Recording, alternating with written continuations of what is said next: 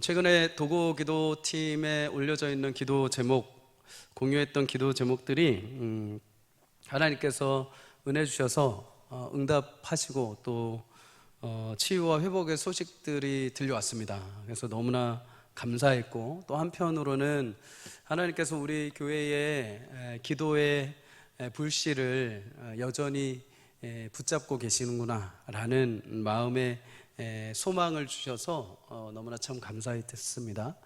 사랑하는 성도님들, 하나님은 사랑하는 그의 자녀들의 기도와 간구에 오늘도 응답하시는 분인 줄 믿습니다.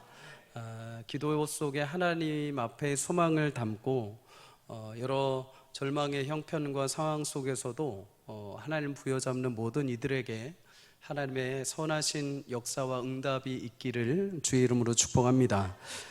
사도행전에 보면 하나님이 약속하신 말씀을 어떻게 성취해 가시는지를 우리는 계속해서 볼 수 있습니다. 사도행전 1장에 예수님이 이제 부활하신 이후에 40일간 제자들과 함께 계시다가 승천을 하시게 됩니다. 승천을 하시던 그 자리에서 제자들이 궁금한 게 하나 있었습니다. 예수님, 도대체 하나님의 나라는 언제 임하십니까? 예수님마저 그렇게 승천하시는데 어느 때까지 우리가 기다려야 됩니까? 라고 질문을 했을 때 예수님이 때와 시간, 기한은 우리가 알 바가 아니다. 그건 하나님 내 아버지의 소관이다. 대신에 너희에게는 반드시 내가 준 약속이 이루어질 것이다 하고서 주신 약속이 사도행전 1장 8절의 말씀입니다. 우리 다 함께 읽어보도록 하겠습니다. 시작. 오직 성령이 너희에게 임하시면 너희가 권능을 받고 예루살렘과 온 유대와 사마리아와 땅끝까지 이르러 내 증인이 되리라 하시니라. 아멘. 먼저 예수님은 이제 본인이 승천하시고 난 이후에 약속하신 주의 백성들에게 성령을 베풀어 주신다고 약속하셨습니다. 우리 가운데도 성령께서 임재하시고 동행하시는 줄 믿습니다. 성령이 임하실 때 권능을 받게 됩니다. 권능이 물론 복음을 담대하게 증거하는 용감함, 담대함이기도 하고, 또 방언을 하는 능력이기도 하고, 또 치유의 기적을 행하는 능력이 될 수 있습니다. 하지만 본질적으로 성령의 권능은 이제 이 세상을 사는 성도들이 성령의 능력과 힘을 의지하여 살아갈 수 있도록 만들어 주신 것입니다. 그리고 이 약속의 시작이 사도행전 2장에서부터 시작이 되죠. 마가의 다락방에 모였던 120명의 성도들에게 하나님의 급하고 강한 바람 같은 성령이 그들의 머리 위에 가운데 각각의 머리 위에 하나님의 영으로 충만하게 임재하셨습니다. 이런 성령의 역사를 통해서 이제 예루살렘은 놀라운 변화가 시작이 되죠. 베드로의 말씀 선포로 3,000명, 5,000명이 죽게 돌아옵니다. 또 서로 이제 교제하고 떡을 나누며 서로 구제하며 기도하는 일에 힘쓰기 시작을 합니다. 그리고 마침내 사도행전 6장 7절은 말씀합니다. 하나님의 말씀이 점점 왕성하여 예루살렘에 있는 제자의 수가 더 심히 많아졌다. 예수님의 말씀처럼 성령의 충만함을 받은 사도 120명, 집사, 성도 120명 사람들로부터 시작해서 이제 복음이 전파되고 예루살렘에 많은 복음의 증인들이 약속하신 대로 점점 흥황하기 시작한 겁니다. 여러분, 예루살렘이 이제 흥황을 했다. 그러면 이제 어딘가? 이제 유대와 사마리아로 넓혀지겠죠. 사도행전 7장에 보면 집사 스데반이 순교하는 장면이 나옵니다. 스데반 개인에게 이 순교는 굉장히 안타까운 일이지만 하나님은 스데반의 이 순교를 미랄처럼 사용하셨습니다. 그래서 스데반이 죽고 난 이후에 예루살렘 전 지역에 박해가 본격적으로 시작이 되죠. 이 일로 인해서 많은 예루살렘에 있던 예수님을 믿었던 성도들이 뿔뿔이 제각각 각지로 흩어지게 됩니다. 그런데 이들이 각각 흩어지고 난 이후에 어떻게 했느냐? 그냥 숨어 산 것이 아니라 사도행전 8장 4절에 보면 흩어진 그곳에서 두루두루 복음을 증거했다라고 성경은 말합니다. 그리고 유대 땅뿐만 아니라 이제 사마리아 지역까지 복음이 전파가 되죠. 그 시초가 바로 빌립 집사입니다. 빌립 집사를 통해서 사마리아의 복음이 증거되고 마침내 사도행전 9장 31절은 우리에게 이렇게 말씀합니다. 함께 읽습니다. 시작. 그리하여 온 유대와 갈릴리와 사마리아의 교회가 평안하여 든든히 서가고 주를 경외함과 성령의 위로로 진행하여 수가 더 많아지니라. 아멘. 여러분, 처음에 성령을 보내줄 것이다. 그리고 너희 예루살렘, 온 유대와 사마리아와 땅끝까지 내 증인들이 일어나게 할 것이다 라고 말씀하신 예수님이 진짜일까? 진짜 될까? 진짜 그렇게 하실까? 라고 의문을 풀었던, 숨었던 사람들마저도 점점 예수님을 믿기 시작하며 말씀하신 대로 예루살렘, 유다, 사마리아까지 하나님의 놀라운 복음의 능력이 전파된 줄 믿습니다. 사랑하는 성도님들, 하나님의 약속하신 그 성령의 권능의 능력 그대로 하나님은 그 일들을 이루어 주셨습니다.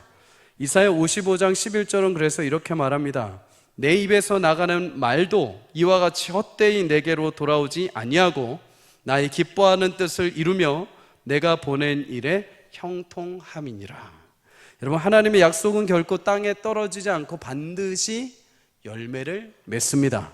내 생각보다 높고 내가 정한 길보다 더 위대한 길로 예비하시는 하나님의 말씀이 지금 내가 보기에는 가능성이 없어 보이고 지금 내가 보기에는 정말 보잘것없는 순간일 것 같을지라도 마침내 하나님이 약속하셨고 말씀하셨다면 반드시 하나님이 그 일을 이루어 가시는 줄 믿습니다.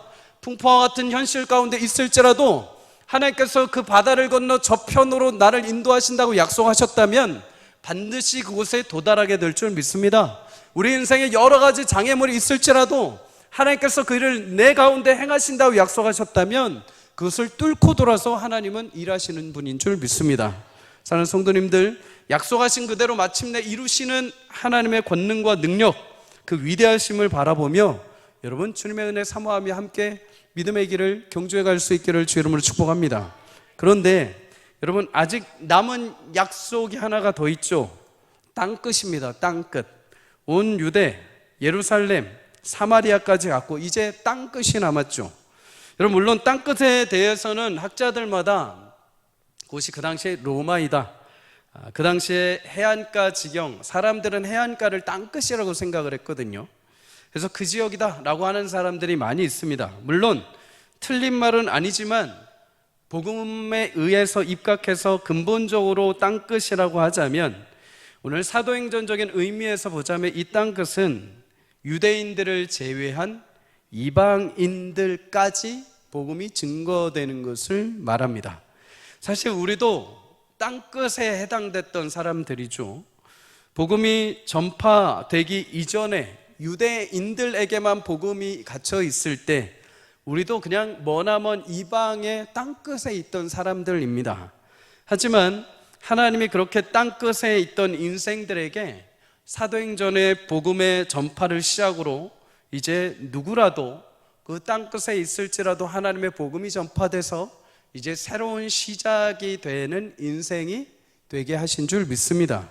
그런 의미에서 여전히 우리에게도 땅끝에 있는 사람들이 있습니다.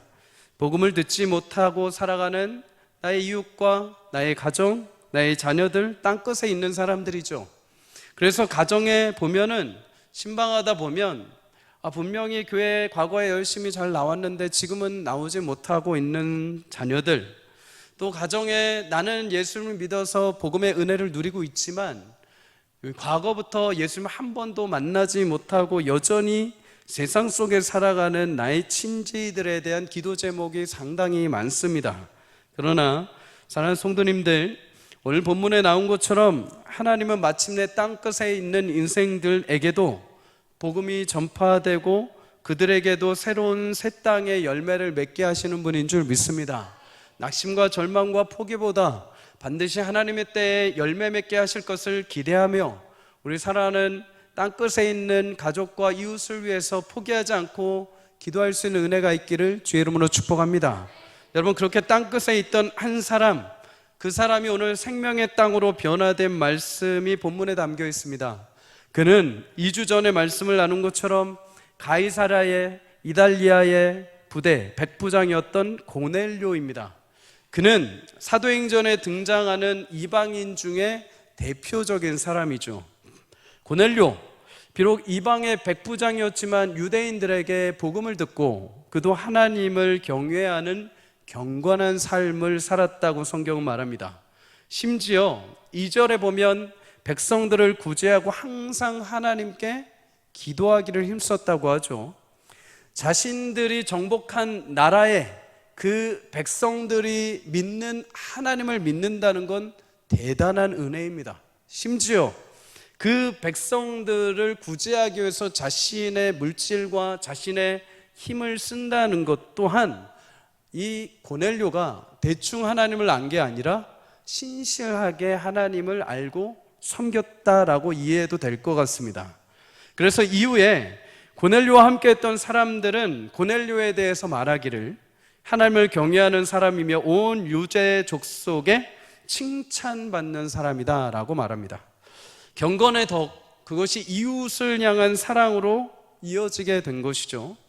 그런 신앙의 모범을 보인 삶, 그래서 2절에 보면 그와 더불어서 온 집안이 함께 하나님을 경외했다고 합니다. 한 사람의 온전한 신앙이 온 가족마저도 하나님 앞에 복음의 은혜를 누리게 한 것이죠.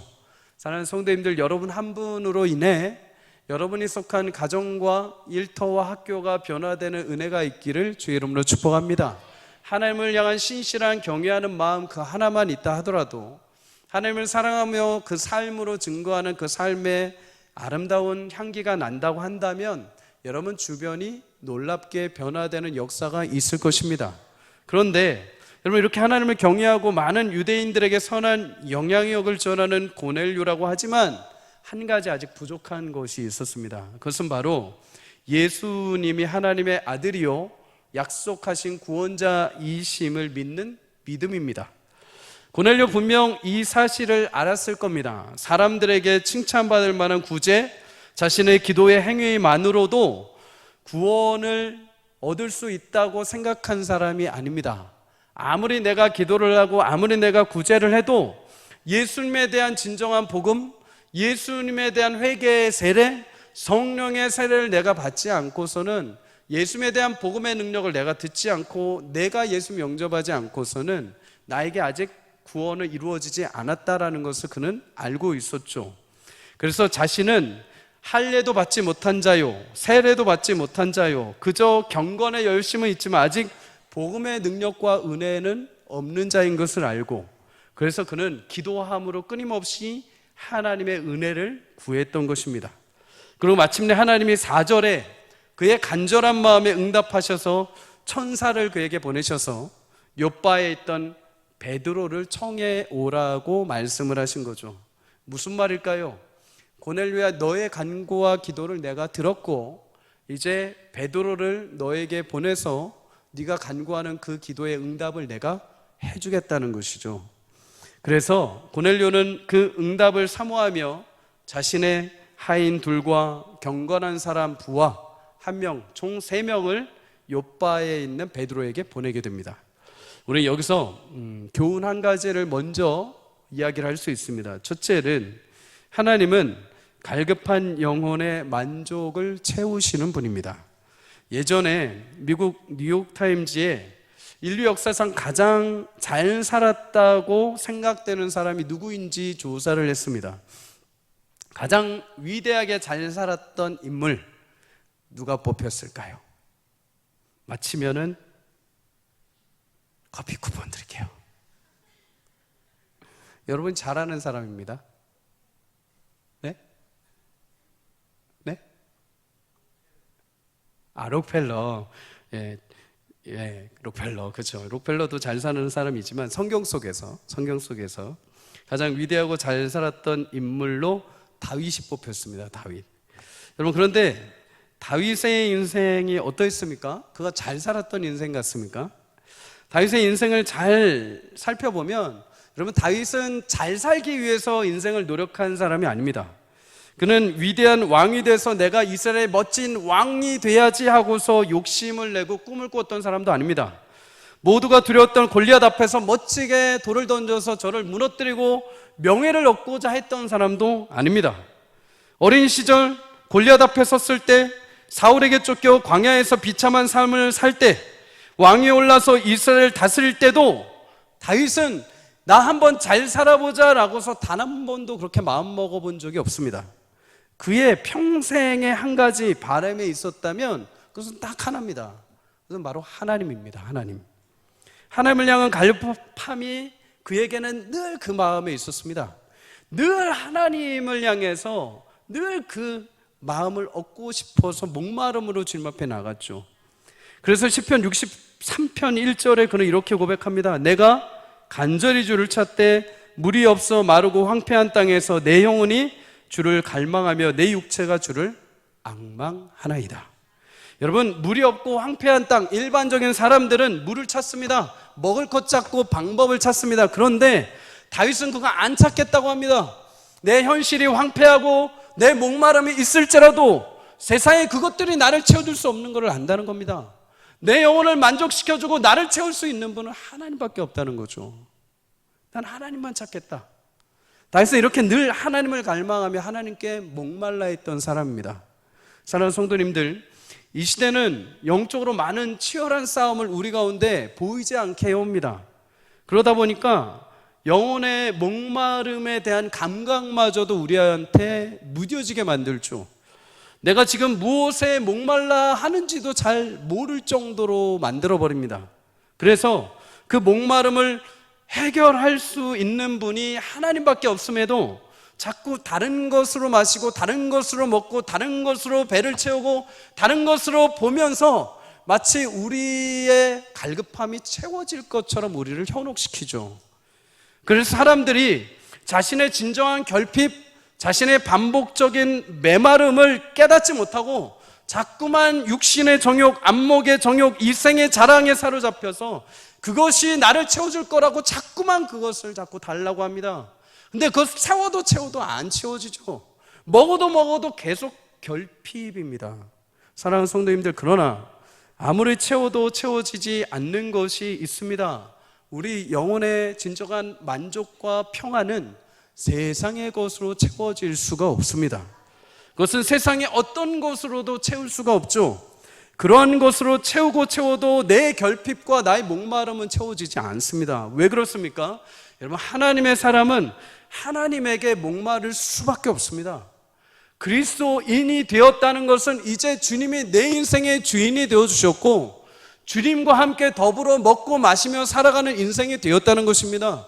그런데 그 인생 가운데 하나님이 빠지면 당연히 목마르죠. 하나님이 안 계시면 당연히 갈증이 나죠. 하나님이 안 계시면 두렵죠. 하나님이 안 계시면 죽고 싶죠. 하나님이 안 계시면 억울하죠. 하나님이 안 계시면 핍박이고 힘들고 세상의 모든 것이 내 편이 아닌 것처럼 느껴지죠. 사랑하는 성도님들, 우리 인생의 영혼의 목마름은 오직 하나님만이 채울 수 있는 줄 믿습니다.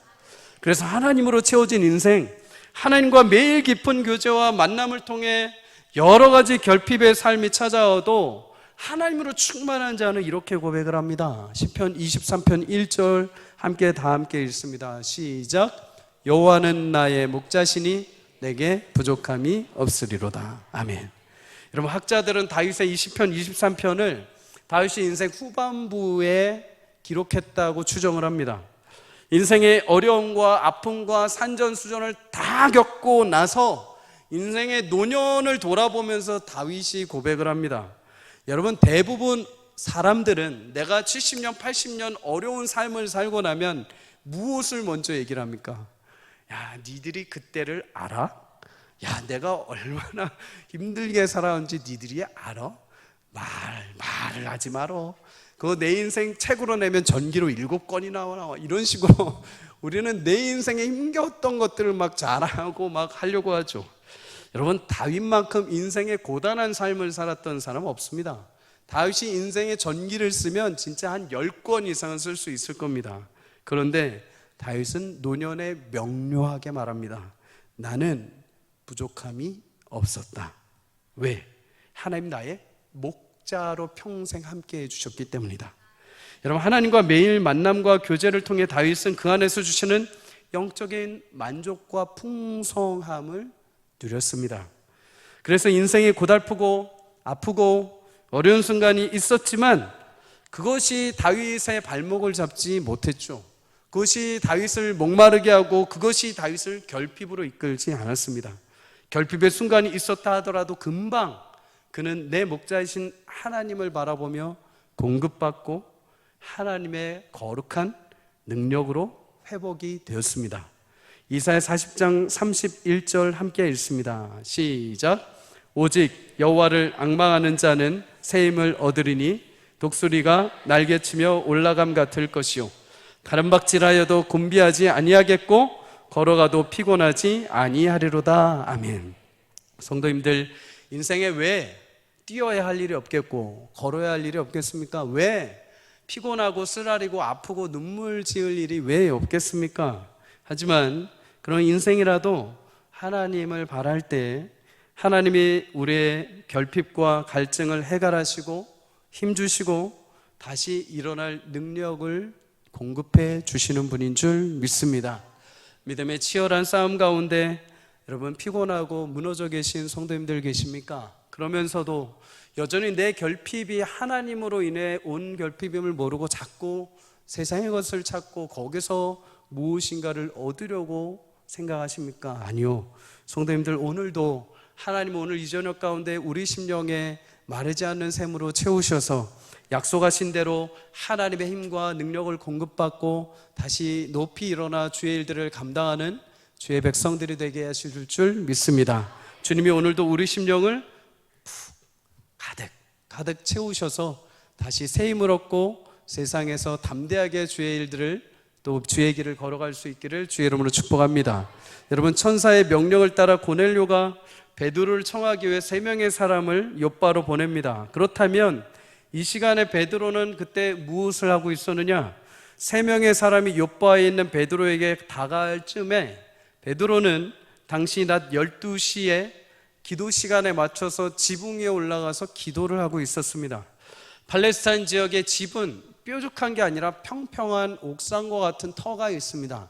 얼마든지 올라가서 기도 처소를 마련할 수 있죠. 그런데 그 시간이 점심시간이었습니다.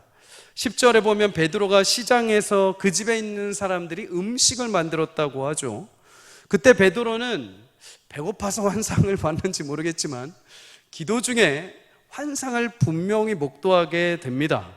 각종 하늘에서 보자기가 내리는데 그 안에는 4발 가진 짐승, 공중에 나는 것들이 가득 담겨 있었습니다. 그때 하나님이 말씀하시죠. 베드로야, 일어나서 이것들을 잡아 먹어라. 베드로가 하나님께 14절에 답변을 합니다. 그럴 수 없습니다. 속되고 깨끗하지 아니한 것을 내가 결코 먹지 아니하였나이다. 옛날부터 안 먹었고 저는 지금도 그거 안 먹을 겁니다 하고 하나님 앞에 답변을 합니다. 여러분, 베드로가 이렇게 하나님 앞에 하나님 먹으라고 한 것을 먹지 않았던 이유가 있죠. 레위기 11장에 보면 하나님께서 이스라엘 백성들에게 정한 짐승, 부정한 짐승에 대해서 말씀을 하십니다. 그리고 정한 짐승, 깨끗한 짐승만 먹을 것을 명령하시죠. 반대로 부정한 짐승, 먹지 못할 짐승에 대해서도 말씀합니다. 4발로 기대 굽이 갈라진 짐승, 낙타, 사반, 토끼, 돼지 우리 먹는데요. 물에 있는 물고기 중에 지느러미가 없고 비늘이 없는 것. 여러분, 뱀장어 드시죠? 하늘의 새 중에 있는 독수리, 솔개, 까마귀, 타조 같은 것들 먹지 말라고 하십니다. 하나님이 왜 이렇게 먹는 것으로 부정함과 정함을 구별하셨느냐? 레위기 11장 45절에 너희는 나의 택한 백성이므로 내가 거룩하니 너희도 거룩하라 라고 말씀을 하십니다. 하나님의 백성으로서 이제 세상 사람들 속에 살면서 구별된 삶을 살아야 된다는 거죠. 그것을 일상의 삶 가운데 이스라엘 백성들에게 깨닫게 하시기 위해서 하나님은 일상에서 크게 3가지 규례를 주십니다. 하나는 몸에 하는 할례, 또 하나는 안식일을 지키는 것, 또 하나는 음식법으로 기억하게 하셨습니다. 내 몸의 할례의 흔적을 보면서 아, 나는 하나님의 백성이지 거룩한 자녀이지라는 것을 알게 하신 거죠. 안식일을 지킴으로 아, 우리는 하나님의 백성이지, 우리는 안식일날 하나님 은혜 가운데 평강을 누리는 민족이지라는 것을 깨닫게 하신 것이죠. 그리고 마지막으로 음식법입니다. 음식을 내가 평소에 먹을 때 아, 이거 부정한 거, 이거 정한 거 계산을 하면서 아, 나는 하나님의 백성이지라는 것을 매일 일상에서 깨닫게 하시기 위해서 주신 것입니다. 그런데 여러분, 이렇게 부정한 짐승이나 음식을 이스라엘 백성들 외에 자유롭게 먹을 수 있던 사람들이 있습니다. 그들이 이방인입니다. 이방인. 그들은 처음에 하나님께서 구별하여 세우신 민족이 아니었기에 내 마음대로 부정한 것이든 정한 것이든 마음대로 먹었죠. 이런 음식을 제한 없이 먹다 보니까 유대인들이 이방인과 겸상을 할 수가 없었습니다. 그 음식 자체가 부정할 뿐더러 그 부정한 음식을 먹은 유대인들과 같이 있으면 나도 부정해지기 때문에 유대인들은 이방인들을 멀리하게 된 것이죠. 그런데 오늘 놀랍게도 베드로 눈앞에 환상 가운데 하나님이 보자기를 내려주시는데 그 안에 부정한 짐승과 정한 짐승들이 막 섞여 있습니다. 그리고 정한 짐승만 있다고 한다면 먹겠지만 부정한 짐승이 섞여 있기에 베드로는 율법에 따라 내가 못 먹겠습니다 라고 말합니다. 그런데 이때 하나님 베드로에게 무엇이라고 말씀하시는가? 오늘 15절을 한 번 더 읽도록 하겠습니다. 시작. 또 두 번째 소리가 있으되 하나님께서 깨끗하게 하신 것을 내가 속되다 하지 말라 하더라. 아멘. 구약 레위기에는 분명 부정한 짐승이라 해서 먹지 말라고 하셔놓고 이제 와서는 먹으라고 하십니다. 하나님 변덕쟁이이십니까? 아니요. 하나님 이제 더 이상 음식법으로 하나님 백성들 거룩하게 제도화하실 필요가 없다는 것입니다. 예수님이 이 땅에 오셔서 그 모든 거룩함과 의롭게 됨을 그의 죽으심과 부활하심으로 완성하셨기 때문입니다. 그래서 예수님은 바리새인들과 서기관들 함께 음식법에 대해서 논쟁할 때 예수님이 이렇게 말씀하십니다. 마가복음 7장 18절에서 20절에 밖에서 들어가는 것이 능히 사람을 더럽게 하지 못함이라. 이는 마음에 들어가지 아니하고 배설물로 들어가 뒤로 나감이라. 이러므로 모든 음식은 이제 깨끗하다. 사람에게서 나오는 것이 사람을 더럽게 하느니라. 이제 음식법에 대해서 예수님이 새롭게 제정을 해주신 거죠. 베드로는 아직까지 그때 예수님의 말씀이 무슨 말씀인지 이해를 못하고 있었습니다. 그런데 오늘 본문 이후부터 이제 베드로는 예수님의 그 말씀을 깨닫기 시작을 하는 거죠. 여러분, 더 이상 어떤 음식을 먹고 안 먹고를 통해서 거룩한 백성이 되는 것이 아니라 예수 그리스도를 믿음으로 거룩한 하나님의 백성이 되는 길을 하나님 이제 열어주신 사건을 베드로에게 보여주셨습니다. 오늘 사도행전에 나온 보자기에 쌓인 부정한 짐승, 정한 짐승으로 이야기하자면 이제 복음의 대상이 유대인뿐만 아니라 유대인에게 멀리 떨어져 있던 겸상하지 않던 이방인에게도 하나님이 이제 복음의 문을 열어주셨다는 것이죠. 이방인 곧 땅끝입니다. 결국 고넬료에게 하나님이 베드로를 통해서 응답하시고자 하신 것은 베드로를 데려가서 복음을 듣고 그 가정에 또 이방인의 첫 고넬료에게 세례와 성례의 권능을 받게 하셔서 이제 새로운 복음의 능력이 이방인들에게 전파되는 것을 알게 하신 것입니다. 사랑하는 성도님들, 이렇게 이방인에게 열린 복음의 은혜가 고넬료를 시작으로 이제 본격적으로 이방인들에게 전파되고 마게도냐, 로마, 이집트, 전 세계 예수를 알지 못하는 인생들에게 전파돼서 오늘 이 자리에 여러분과 저에게도 땅끝에 있던 우리 인생에게도 예수님이 찾아오셔서 하나님의 자녀가 되게 하신 줄 믿습니다. 여러분, 베드로를 통해서 하나님 말씀하시고자 하는 교훈에 대해서 여러 가지가 있는데 다음 주에 한 번 더 나누면서 그 본문에 대해서 이야기를 하려고 합니다. 대신에 오늘은 마지막 한 가지 더 우리가 교훈을 발견하게 되는데 그것이 무엇이냐? 하나님은 기도를 시작한 그 순간부터 일하신다는 것입니다. 흔히 우리는 열심히 기도하고 내가 어느 정도 기도의 분량이 쌓이고 노력을 해야 하나님이 그때 딱 보시고 이제 좀 됐다 하고서 일하시는 것처럼 우리는 생각을 합니다. 하지만 오늘 본문을 보면 하나님은 이미 기도와 함께 일하고 계시는 것을 우리는 목도하게 됩니다. 하나님의 일명 땅끝이라고 불렸던 이방인인 고넬료가 경건함으로 하나님을 경외하고 기도하고 구제를 시작할 때 고넬을 향하여서 천사가 이렇게 말하죠. 10장 4절에 하나님께서 너의 기도와 구제가 이미 상달되었고 기억하신 바가 되었다라고 말합니다. 여러분, 하나님이 기억하셨다는 것은 잊지 않으신다는 겁니다. 잊지 않으신다는 말을 적극적으로 표현해 보자면 이제 그 기도한 대로 하나님께서 일하신다는 것이죠. 실제로 하나님은 고넬료에게 그 응답으로 욥바에 있는 베드로를 찾아가라고 하십니다.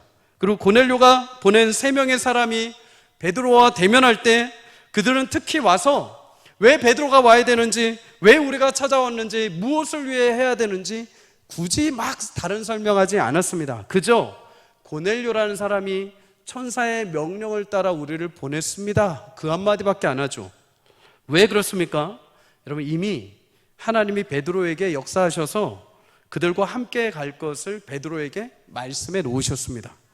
고넬료의 사람들이 오고 있는 동안에 하나님은 가만히 계신 게 아니라 베드로를 만나셔서 기도 가운데 환상으로 베드로가 앞으로 어떻게 해야 되는지 보자기 가운데 짐승들을 통해서 보여주시고 이미 일하고 계셨던 것이죠.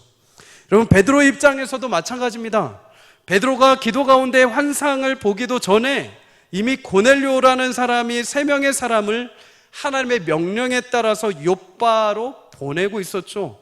베드로가 기도하는 가운데 이미 욥바에서 사람들은 이미 오고 있었습니다. 누구의 명령을 따라서요? 하나님의 명령을 따라서요. 사랑하는 성도님들, 우리가 기도를 시작하는 그 순간부터 이미 하나님이 일하시는 시작이 되는 줄 믿습니다. 내가 기도해서 하나님이 기다렸다가 어디 한번 보자 확 하고 일하시는 게 아니라 여러분이 오늘 이 자리에서 기도하는 그 순간부터 하나님은 이미 일하고 계십니다. 여러분들이 오늘 작은 그 읊조리는 기도의 소망을 품고 기도하는 순간 나는 그냥 생각나서 기도할지 모르지만 하나님은 그 기도 제목 붙잡고 오늘 하루 이 시간부터 하나님의 역사로 일해 가시는 줄 믿습니다. 지금 당장은 보이지 않죠. 지금 당장 내가 기도했을 때 하나님이 어떻게 일하시냐 알 수 없죠. 여러분, 고넬료도 베드로가 어떻게 하나님의 환상을 보고 있는지 몰랐습니다. 베드로도 고넬료에게 하나님이 어떻게 보이셔서 그들을 보내셨는지 알 수가 없었습니다. 그저 기도에 따라서 하나님 앞에 읊었을 때 하나님은 그 기도를 통해서 바로 그 즉각 하나님의 방법으로 일하시는 것을 보게 됩니다. 사랑하는 성도님들, 오늘도 여러분과 제가 기도하는 그 순간이 하나님의 일하시는 시작이요 역사가 되는 줄 믿습니다. 그 역사의 성취를 믿고 여러분 기도를 담대하게 하십시오. 오늘도 내가 얼만큼 기도해야 돼? 내가 얼만큼 기도해야 응답합니까? 하신 하나님 묻는 게 아니라 오늘 기도하실 때 이미 하나님은 일하십니다. 오늘 기도할 때 이미 하나님은 역사하기 시작하십니다. 베이직 교회를 담임하시는 조정민 목사님이 예전에 왜 예수인가라는 책을 썼습니다. 그 책을 읽다가 제가 되게 감명 깊게 본 간증 부분이 있습니다. 이 목사님이 다 아시다시피 예전에 그 M본부에서 그 앵커로 활약을 하셨던 분이죠. 그 당시에 앵커로 활약을 할 때는 무신론자였습니다. 예수 믿지 않고 불교 집안이었던 것 같습니다. 그래서 술도 많이 드시고 또 골프도 많이 치시고 또 여러 가지 막 사람들도 비난하고 교회도 비난하고 이랬던 삶을 사시던 분이 예수를 믿고 완전히 180도 변한 것이죠. 그래서 신학을 하기 위해서 보스턴으로 유학길에 오르게 됩니다. 보스턴에 가가지고 유학을 하면서 보스턴 온누리 교회를 이제 개척을 하게 되죠. 처음에 한 가정, 두 가정 이렇게 하다가 어느 순간 하나님 은혜 주셔서 600명의 성도로 늘어나게 됩니다. 사람이 늘어나면 좋을 것 같다라고 생각을 했는데 그렇지 않았답니다. 오히려 한국의 온누리 교회만큼 기대를 품고 사역을 했는데 여러분, 이민자들의 삶이 그렇게 녹록하지 않죠. 이민자들의 삶이 굉장히 팍팍하고 굉장히 상처도 많고 싸움도 많습니다. 그러다 보니까 스트레스가 오기 시작을 한 겁니다. 그래서 어느 순간 몸이 축나서 심장 수술도 하고 또 몸이 망가져서 입이 돌아가기도 하는 일들을 경험하게 됩니다. 너무 힘들어서 집에서 있는데 어느 날 너무 비참하고 힘들어서 눈물이 하염없이 쏟아졌습니다. 그러다가 문득 추어탕이 먹고 싶은 겁니다. 그럴 수 있습니다. 몸이 아프고 서러우면 먹는 것이 땡길 수 있죠. 그런데 그때 목사님이 하나님 제가 추어탕이 먹고 싶어요 이렇게 말하기가 되게 미국 한복판에서 되게 체면도 있고 해서 마음만 그렇게 생각하고 기도는 못했다고 합니다. 그런데 어느 날 보스턴에 엄청난 눈보라가 몰아치던 날이었습니다. 보스턴에는 눈이 오면 50cm, 70cm 이렇게 쌓인다고 해요. 그런 눈보라 가운데 그날 저녁에 누군가가 집 밖에서 문을 이렇게 똑똑 두드렸다고 합니다. 누군가 문을 열어보니까 서울에서 믿음 안에서 함께 동역하고 교제했던 형제가 여기까지 온 겁니다. 그리고 놀랍게도 형제의 손에는 뭐가 들려 있었을까요? 잘 아시네요. 10인분의 추어탕이 꽁꽁 얼려서 들려있던 겁니다. 어떻게 된 건가? 이 형제가 출장차 뉴욕에 가게 됐는데 그래서 목사님 생각이 나서 무엇을 사갈까 하고 기도하던 중에 갑자기 문득 추어탕이 생각났다고 합니다. 그래서 추어탕을 어떻게 가져가야 되지 해서 맛있는 데서 싸서 그걸 냉동시켜서 뉴욕까지 온 거죠.